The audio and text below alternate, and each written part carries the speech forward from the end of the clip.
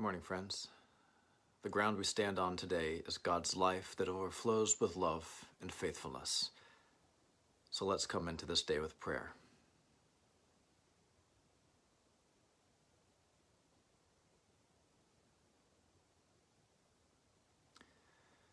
Praying with Psalm 37. Trust in the Lord and do good, so that you will live in the land and enjoy security. Take delight in the Lord, and he will give you the desires of your heart. Commit your way to the Lord, trust in him, and he will act.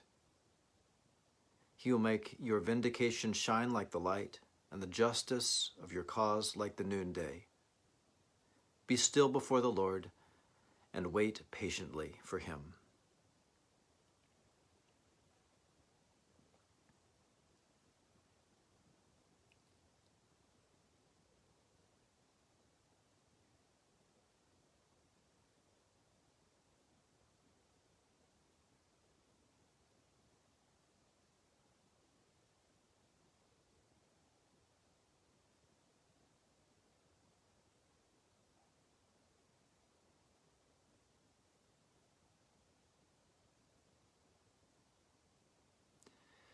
The Apostle Paul was familiar with days of waiting, even days of painful waiting. He didn't necessarily say that they are to be enjoyed, but that there is a gracious discovery possible within them. That it's in the days of waiting that we discover God's faithfulness to us, God's sufficiency in us and for us that's greater than our own. And Paul wrote about this in a very personal way in 2 Corinthians chapter 12.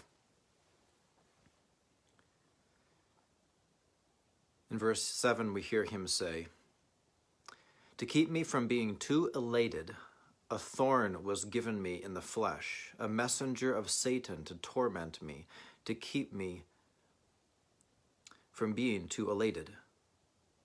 3 times I appealed to the Lord about this, that it would leave me. But he said to me, 'My grace is sufficient for you, for power is made perfect in weakness. So I will boast all the more gladly of my weaknesses, so that the power of Christ may dwell in me. Therefore, I am content with weaknesses, insults, hardships, persecutions, and calamities for the sake of Christ. For whenever I am weak, then I am strong.'"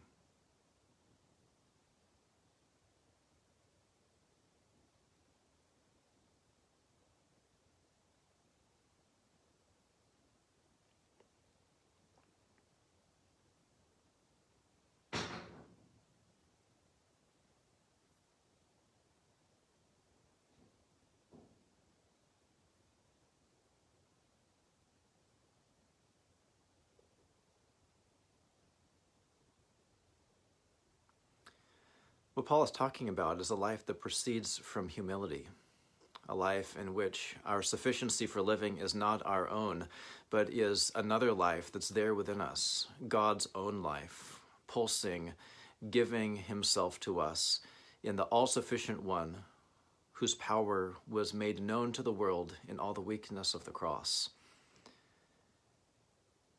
One of the avenues to this humility, according to the rule of Benedict, is the practice of silence. This is the 9th step of humility, according to Benedict's rule. The one that says, "We control our tongues and remain silent, not speaking unless asked a question. For Scripture warns, 'In a flood of words you will not avoid sinning.' And a talkative person goes about aimlessly on earth."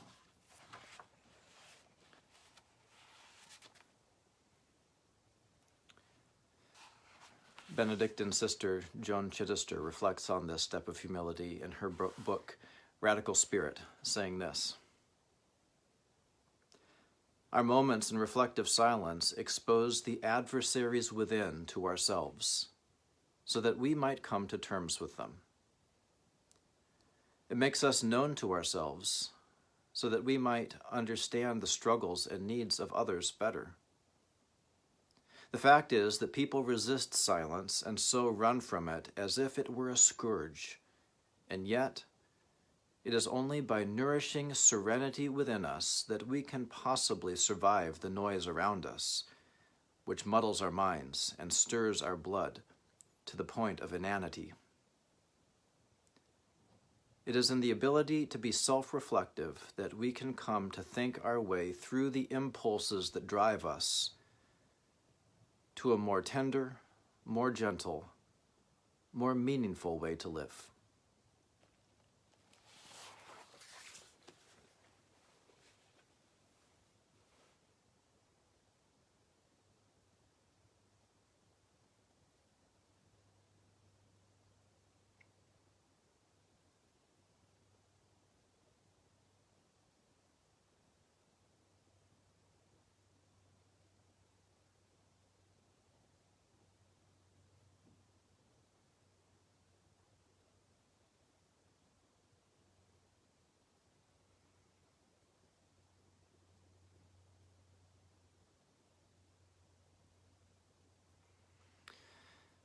Jesus Christ reveals God as the Father who is all tender, all gentle, and as the ground of the very meaning of life, a God in whom it is safe to entrust ourselves into his care.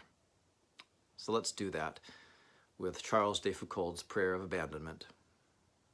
Father, I abandon myself into your hands. Do with me what you will.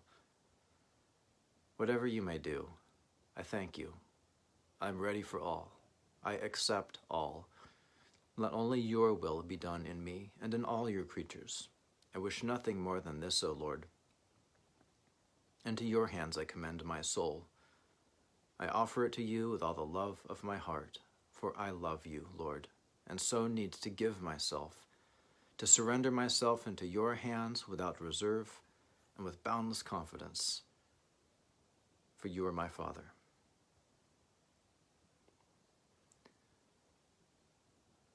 Wherever we feel weak today, let's live from that place according to God's sufficiency. Let's bless the Lord. Thanks be to God.